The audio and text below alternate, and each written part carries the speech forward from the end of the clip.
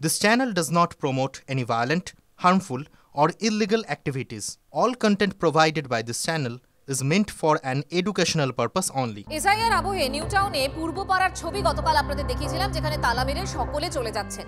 অনুপ্রবেশকারীরা রয়েছেন এমনটাই অভিযোগ ছিল, এবং অনুপ্রবেশকারীদের আরও এক বেরার হদিশ পাওয়া গেছে। বিধাননগর পুরসভার 12 নম্বর ওয়ার্ডের আটঘরা পূর্বপাড়াতে পরপর ঝুপড়িতে তালা।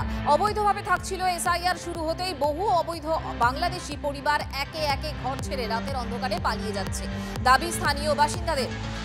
এই মুহূর্তে রঞ্জিত আমাদের সঙ্গে রয়েছেন, কথা বলবো তার সঙ্গে। রঞ্জিত, গতকালও আমরা দেখিয়েছিলাম, আজ সংখ্যাটা কি আরো বাড়ছে? তার মানে একদমই, দেখো বিধাননগর পৌর নিগমের যে 12 নম্বর ওয়ার্ড আছে আটঘরা পূর্বপাড়ায় বাংলাদেশি পরিবার, বেশ কিছু পরিবার উধাও এবং শূন্য ঘর পড়ে রয়েছে। বেশ কয়েক বছর আগে ওপার বাংলা থেকে এসে আটঘরায় নিজেদের বাসস্থান গড়ে তুলেছিল। মূলত তারা যে আবাসনগুলোর যে বড় বহুতল আবাসনগুলো রয়েছে, সেই বহুতল আবাসনের আবর্জনা সংগ্রহের কাজ করতেন। কেউ বা রিক্সা চালাতো, কেউ আবার ময়লা আবর্জনা থেকে ভাঙাচোরা জিনিসপত্র সংগ্রহ করে জীবিকা অর্জন করত।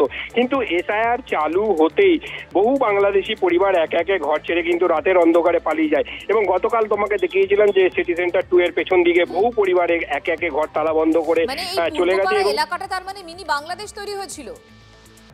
একদমই দেখো, স্থানীয়রা যারা রয়েছেন তারা জানাচ্ছেন যে এখানে দীর্ঘদিন ধরে কিন্তু বসবাসকারী বেশ কয়েকটি পরিবার ছিল, তারা কিন্তু রাতের অন্ধকারে তারা নেই। অর্থাৎ তারা ওপার বাংলার ছিল, তারা কিন্তু অকপটে স্বীকার করছেন তারা ওপার বাংলার নাগরিক ছিল। এবং এই এসআইআর চালু হওয়ার পরেই কোথাও একটা আতঙ্কের এবং ভয়ের পরিবেশ। রঞ্জিত, ধন্যবাদ। আমরা বাসাবাড়ি কাজ করি বা প্লাস কাজও করি, ওই যে বোতল ফোতলের কাজ। থাকতো, পালিয়ে গেছে। সব চলে গেছে। অর্ধেক ঘর খালি, অর্ধেকের বেশি খালি। বাংলাদেশে একটা ফ্যামিলি ছিল, তারা অনেক আগেই চলে। একের পর এক ছবি দেখে কি প্রশ্ন ওঠে জানেন তো মনের মধ্যে, যে নিউ টাউন কি আসলে মিনি বাংলাদেশ? কেন এই কথা বলছি? পূর্বপাড়ার ছবি দেখিয়েছি আপনাদের, আরেকটা ছবি দেখাবো ঘুনি বস্তি। সেই ঘুনি বস্তিতেও সেখানেও অবৈধ বাংলাদেশিদের বসবাস, এমনটাই স্থানীয়দের অভিযোগ। এসআইআর আবহে অনেকেই নাকি বাড়ি ঘরে তালা লাগিয়ে পালিয়েছেন, এমনটাই বলছেন স্থানীয়রা। দেখুন সেই ছবিটা। উত্তরা মাঠ ঘুনি এলাকা, এবং তুমি দেখতে পাচ্ছ যে এখানে মূলত সব অস্থায়ী বাড়ি, এবং এখানে বারবার অভিযোগ উঠেছে যে বাংলাদেশি অনুপ্রবেশকারীরা তারা নাকি এখানে স্থায়ী বাড়ি বানিয়ে আছেন। তবে এখানকার স্থানীয় বাসিন্দারা আমার সঙ্গে রয়েছেন, তারা দু ধরনের মত পোষণ করছেন। প্রথম মত হচ্ছে এখানে অনেকেই আছেন যারা স্থানীয় বাসিন্দা এবং অনেক বাংলাদেশি এখানে ছিলেন, কিন্তু তারা এসআইআর শুরু হবার পরে তাদের কাগজপত্র জোগাড় করতে গেছেন। তাই হ্যাঁ, এই যে ঘরগুলো তালা মারা আছে, অ্যাকচুয়ালি সকালবেলা কেউ 6টায়, কেউ 5টায়, কেউ 4টায় কাজে যায়, তারা 3টের দিকে ফিরে, কেউ 4টের দিকে, কেউ সন্ধ্যের 5টার দিকে ফিরে। এই জন্য ওই ঘরে তালা মারা আছে। হ্যাঁ, কিছু ঘরে তালা মারা আছে, তারা যেমন আমার ওয়াইফের, আমার কাগজ আছে, আমার বাবার নামের সমস্ত কাগজ আমার কাছে আছে। আমার ওয়াইফের কাগজটা আমার শ্বশুর বাড়িতে গিয়ে সেই কাগজপত্রগুলো আনতে গিয়ে আসলে বাংলাদেশি ছিলেন, তারা সবাই চলে গিয়েছে। তারা এখানে কতদিন ছিলেন? তারা কেউ 6 মাস, কেউ 1 বছর, কেউ 2 বছর, কেউ 4 বছর, এরকম থেকে যখন এসআইআর করার শুরুয়াত হয়েছে তারা বহু আগে চলে গিয়েছে। এই যে এসআইআর শুরু হয়েছে, এই হয়েছে, সেই হয়েছে, এটা বিহারে যখন এসআইআর তখনই তারা চলে গেছে। তুমি দেখতে পাচ্ছ যে কেমন স্থানীয় বাসিন্দাদের মধ্যে থেকে আমরা যে কথা শুনতে পাচ্ছি যে এখানে কিছু বাংলাদেশি মানুষ ছিলেন। দেখো, প্রত্যেকটা বাড়ি হচ্ছে এরকম অস্থায়ী বাড়ি, একেবারে ঝুপড়ি বাড়ি বলা চলে, স্থায়ী বাড়ি এখানে নেই। এবং এখানে কিন্তু প্রচুর জমি রয়েছে, উন্মুক্ত জমি, সেখানেই কিন্তু এই বাড়িগুলো গড়ে উঠেছিল। এবং মূলত যারা এখানে রয়েছেন তারা দিন আনেন দিন খান, এবং তুমি দেখতে পাচ্ছ যে বাড়িঘরগুলো দেখলেই তুমি বুঝতে পারবে, এবং তাদের কথা বলার ধরন সেটাও কিন্তু অনেকটা সংস্পর্শ রয়েছে।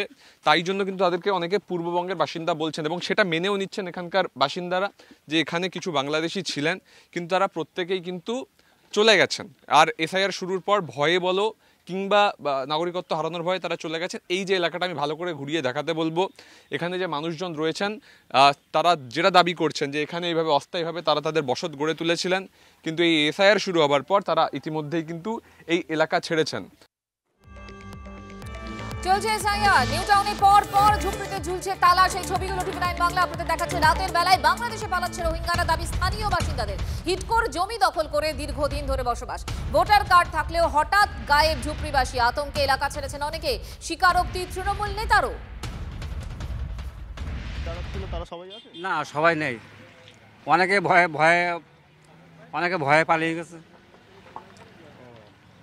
তারা কোথায় গেল? ওরা সব দেশে চলে গেছে। কিসের ভয়? ভয়টা কিসের? ভয় বিভিন্ন ভয় দেখাচ্ছে, যেখান থেকে ধরে পুলিশই নিয়ে যাবে, গ্রেপ্তার করবে, মানে মারধর করবে। তাদের কি কার্ড, আধার কার্ড, ভোটার কার্ড কিছু হয়নি? হ্যাঁ, অনেকের ছিল, অনেকের হয়নি এরকম। এই যে আপনি বলছেন দেশে চলে গেছে, এটা বুঝলাম না, মানেটা কি? বাংলাদেশ থেকে আসছিল, বাংলাদেশে চলে গেছে। কতজন এরকম এলাকায়? এরা বহুত লোক। এটা আপনি একটু দেখিয়ে দেবেন কোন জায়গাটা, কোন কোন বাড়িগুলো, একটু দাদার সাহায্য নিয়ে আমরা দেখাচ্ছি। এখানে পুরোটাই ফাঁকা। কোন বাড়িটা? এটা পুরোটাই ফাঁকা, এখানে একটা কোনো লোক নেই। এটা কি আগে ছিল? কদিন আগে চলে গেল এরা? এরা গেছে প্রায় 1 মাসের মতন হয়ে গেছে। 1 মাসের মতো? হ্যাঁ। এই দিকের যে বাড়িগুলো দেখছি, এখানেও আছে, একটা পাশে একটা বস্তি রয়েছে, ওখানেও অনেক বসবাস করা বাংলাদেশের লোকজন রয়েছে। তারা সব ভয়ের ভিতরে আছে আর কি। ভয়ের ভিতরে? হ্যাঁ। আপনার তো নিজেরই আধার কার্ড, ভোটার কার্ড যে বানিয়ে নিলেন, সেটা কি এখানে থাকতেই বানিয়ে নিলেন? আপনার কি কেউ এখানে আগে থাকতো? হ্যাঁ, এখানে তোমার আমাদের অনেক আত্মীয় স্বজন ছিল, নিজস্ব, ওদের রেফারেন্সে বানিয়েছে। হ্যাঁ। এর ভিতরে মোট 15 ঘরের থেকে এখন বর্তমান 6-7 ঘর আছে, আর বাকি ঘর সব চলে গেছে। এটা তালামারা? কেন চলে গেছে, ভয়ে চলে গেছে। কবে আসবে বলেছে? না। এরা এই যে ভোটটা গেল, গত ভোটে গেছিল ভোট দিতে? হ্যাঁ, ভোট দিতে গেছিল। এবারে চলে গেল কেন? চলে গেল ওই যে তোমার হলো যে 2002 সালের ডকুমেন্টস দেখাতে না পারলে।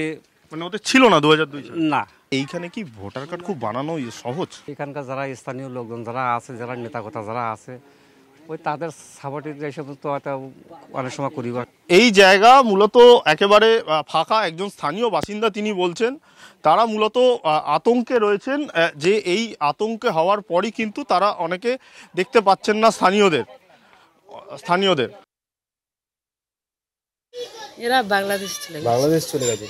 এরা কি ভোটার কার্ডে নাম আছে এদের? হ্যাঁ, নাম ছিল, তো অল্প দিনে, হয়তো 4-5 বছর। 4-5 বছর মানে এই এসআইআর এর জন্য? হ্যাঁ, এসআইআর জন্য বাংলাদেশ চলে গেল। এখানে তো ছিল 7-8 বছর হয়। 7 বছর। ভোটার তালিকা থেকে উধাও তৃণমূল কাউন্সিলরের গোটা পরিবারের নাম। 2002 ভোটার তালিকায় তার পরিবারের নাম নেই, এমনটাই অভিযোগ করেছেন আসানসোলের তৃণমূল কাউন্সিলর অশোক রুদ্র। তার দাবি, তিনি নির্বাচনে প্রতিদ্বন্দ্বিতা করেছেন, তিনি জনপ্রতিনিধি হয়েছেন, অথচ তার নামই ভোটার লিস্টে নেই। ত্রুটিপূর্ণ ভোটার তালিকা নিয়ে এসআইআর করছে কমিশন, এমনটাই অভিযোগ করছেন তৃণমূল কাউন্সিলর। পাল্টা অশোক রুদ্রের উপরেই দায় ঠেলেছে বিজেপি। আমি, আমার বাবা, আমার মা, এই 3 জনের কারোরই 2002-এর যে ভোটার লিস্ট পাবলিশ করেছে ভারতের নির্বাচন কমিশন, সেখানে আমাদের কোনো নাম নেই। আমার মায়ের বয়স 81 বছর। আমার বাবা যদি বেঁচে থাকতেন আজ 88 বছর বয়স হতো। এবার আমার মা চিন্তায় আছেন। এবার মায়ের যদি কিছু হয়ে যায়, তার দায়িত্ব কে নেবে? গড়ে দেখছি একটা ভালো পার্সেন্টেজ যারা 2002-এর আগে নির্বাচনে ভোট দান করেছেন, তাদের নাম বাদ দিয়ে দেওয়া হয়েছে। তাহলে নির্বাচন কমিশন কি কারণে 2002-এর ত্রুটিপূর্ণ ভোটার লিস্ট তারা পাবলিশ করলো? ভোটার লিস্ট তৈরি করা কোনো রাজনৈতিক দলের কাজ না বা কোনো সরকারের কাজ না। ভোটার লিস্ট জাতীয় নির্বাচন কমিশন তৈরি করে। 2002-এ উনি বামপন্থী ছিলেন, বামপন্থীদের ধ্বজাবাহক ছিলেন, রেল কলোনিতে থাকতেন সেই সময়। কেন সেই সময় ওনার নামটা নেই সেটা উনিই ভালো বলতে পারবেন। আর নির্বাচন কমিশনের গাইডলাইন অনুযায়ী যে 12টি ডকুমেন্ট চাই, সেই 12টি ডকুমেন্টের যে কোনো একটি ডকুমেন্ট নিয়ে গেলে যে কারুর যার নাম ভোটার লিস্টে নেই, তার নাম সেখানে নথিভুক্ত হবে। দেখুন, এনিউমারেশন ফর্ম মানে গণনা ফর্ম কারা দেবেন তো বিএলওরা। কিন্তু এক্ষেত্রে দেখা যাচ্ছে তৃণমূল নেতা বিলি করছেন, ভোটারদের ফর্ম দিচ্ছেন তৃণমূলের বুথ সভাপতি। এসআইআর এর মধ্যেই অনিয়মের ছবি ধরা পড়েছে দক্ষিণ 24 পরগনার কুলপিতে। আপনি কি এই ভোটের সংশোধনের ফর্ম পেলেন? হ্যাঁ। কখন পেলেন? এই 8টা দিকে। কে এই ছেলেটা, কে কোন দলে? আর আপনার বিএলও আসেনি? না। কে দিয়ে গেল আপনার নির্বাচন ফর্ম? তৃণমূলের পরিষদ। কে সে? সূর্যকান্ত সাঁপুর। আর আপনাদের বিএলও কোথায় ছিলেন?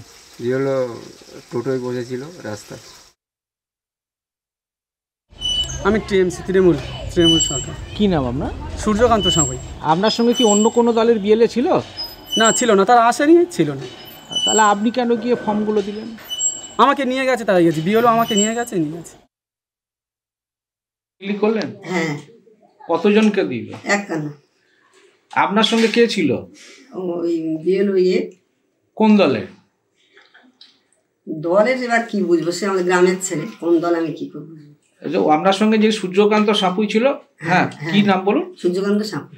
তৃণমূল দলের বিএলএ। তৃণমূলের বিএলএ তো উনি, বলুন, অসুবিধা নেই। তৃণমূলের দল। আর অন্য দলের ছিল কি কেউ? না। তো আপনার সঙ্গে কেন একটা নির্দিষ্ট রাজনৈতিক দলের বিএলএ কেন, আর অন্য রাজনৈতিক দলের বিএলএদেরকে আপনি ডাকেননি?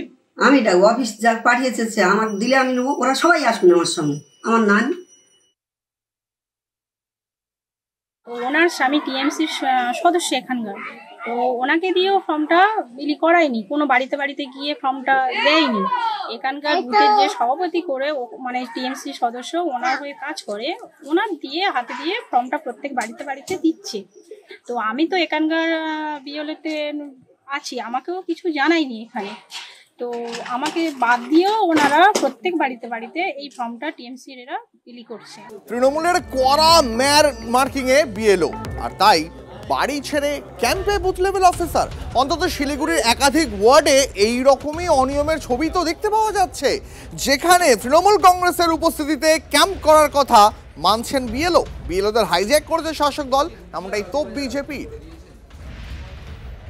শিলিগুড়ির বিভিন্ন ওয়ার্ডে বাড়িতে বাড়িতে বিএলওরা যাবেন এমনটাই কমিশনের নির্দেশিকা ছিল, কিন্তু বেশ কিছু ওয়ার্ডে গেলে দেখা যাচ্ছে সেখানে বিএলওরা বাড়িতে যাওয়ার বদলে নির্দিষ্ট কিছু এলাকায় ক্যাম্প করে বসে আছেন, এবং একই সঙ্গে সেই এলাকায় বিএলওর সঙ্গে আছেন শুধুমাত্র তৃণমূলের তরফে দেওয়া বিএলএ, আর ঠিক সেখানটাতেই आपत्ति जनाচ্ছে बीजेपी। रेस्पॉन्स अच्छा मिल रहा है, हाँ, और हम लोग अभी घर घर भी जा रहे हैं।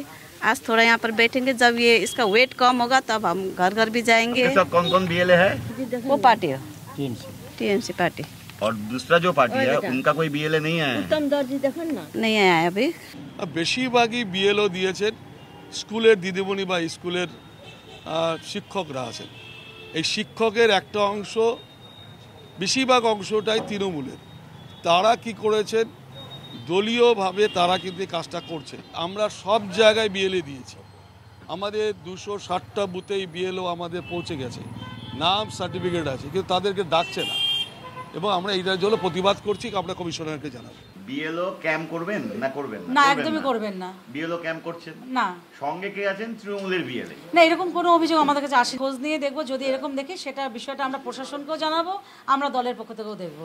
যে যে ওয়ার্ডে এই ঘটনা ঘটছে সেই ওয়ার্ডে কোন কোন বিএলও এমন কাজ করছেন তার একটা তালিকা তৈরি করে তা নিয়ে কমিশনেও যাচ্ছেন শিলিগুড়ির বিজেপি নেতারা।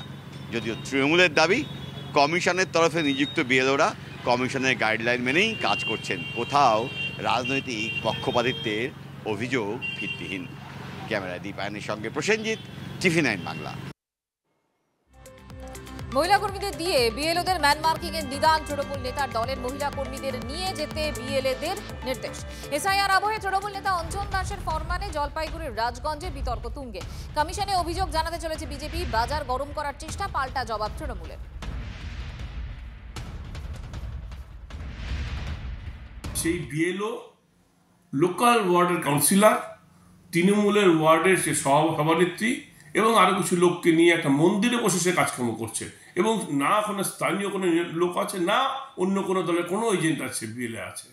তো সঠিক নিরপেক্ষভাবে কাজ করতে গেলে বিএলওকে প্রত্যেকটা জায়গায় সত্যি বেরিয়ে আসতে হবে, শাসক দলের প্রভাব থেকে বেরিয়ে আসতে হবে, তাহলে বোঝা যাবে সেই বিএলও নিরপেক্ষ কাজ করছে। প্রথমত আমি বলি যে বিজেপির তো পশ্চিমবঙ্গে কোনো সংগঠন নেই, এবং সংগঠন নেই দেখে এখন অবধি তারা মানে কোনো বুধেই বিএলএ সিলেকশন করতে পারেনি, বিএলএ 2 সিলেকশন করতে পারেনি। স্বাভাবিকভাবেই বিএলওরা যখন যাচ্ছে তখন তৃণমূলের বিএলএ 2রাই সঙ্গে যাচ্ছে, তো অন্য কোনো দলের বিএলএ 2 প্রতিনিধি নেই। তো এখন এটা দেখে তারা ঈর্ষাপরায়ণ হয়ে বা তারা বিতর্কের মুখে, কৈফতের মুখে তারা এই ধরনের কথা ছড়াচ্ছে। হ্যাঁ,